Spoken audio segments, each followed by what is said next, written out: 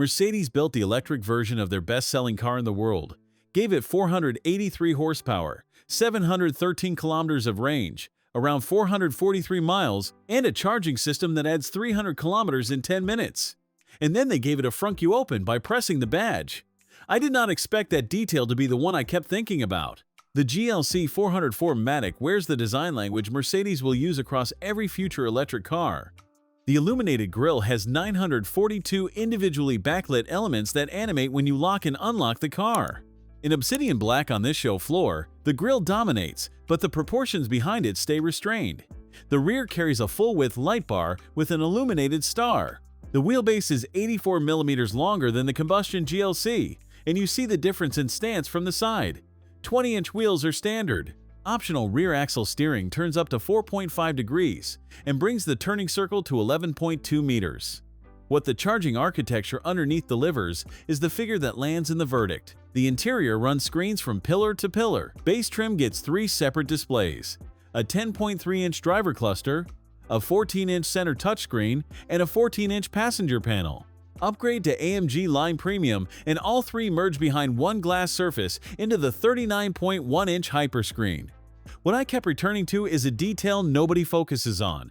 Mercedes moved the seat adjustment switches to the door panel, where you can see what you are adjusting. After reaching blindly for controls in 5 other SUVs this year, that relocation separates people who design cars from people who sit in them. The steering wheel brings back physical scroll buttons, which Mercedes promotes despite having removed them 1 generation ago. Rear passengers gain 47 mm of legroom and 17 mm of headroom over the combustion GLC. The panoramic roof is standard. The optional Sky Control version embeds 162 illuminated stars in the glass.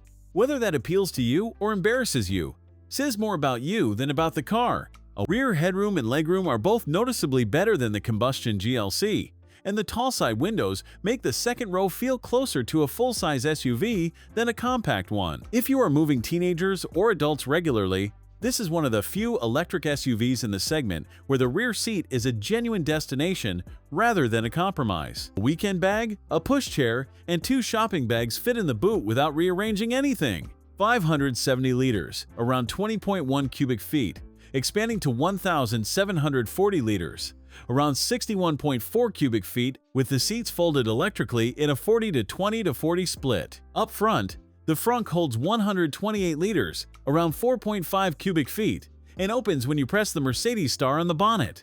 Press the badge, lift the lid. It fits a carry-on suitcase, and it is the most usable frunk I have seen at any motor show this year. The Powertrain does something unusual for an electric SUV. It does not feel like it is trying to prove anything. 483 horsepower from 2 electric motors. 700 Newton-meters of torque, around 517 pound-feet. A 2-speed gearbox at the rear handles efficiency at cruise and torque from standstill, 0 to 100 in 4.3 seconds, around 4.2 to 60, 94 kilowatt-hour battery, 800-volt architecture charges at up to 330 kilowatts, 10 to 80% in 22 minutes. A 10-minute stop adds 303 kilometers, around 188 miles. Recuperation reaches 300 kilowatts.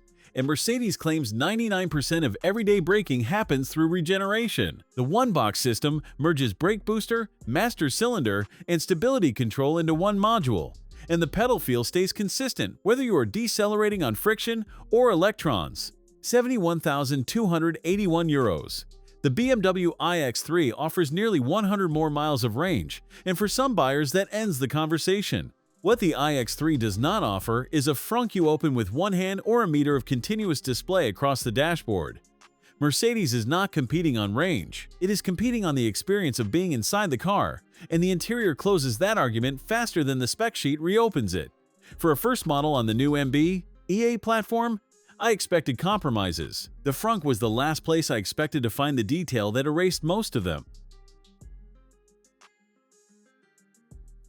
Thanks for watching. If you enjoyed this video, hit that like button and subscribe for more content just like this.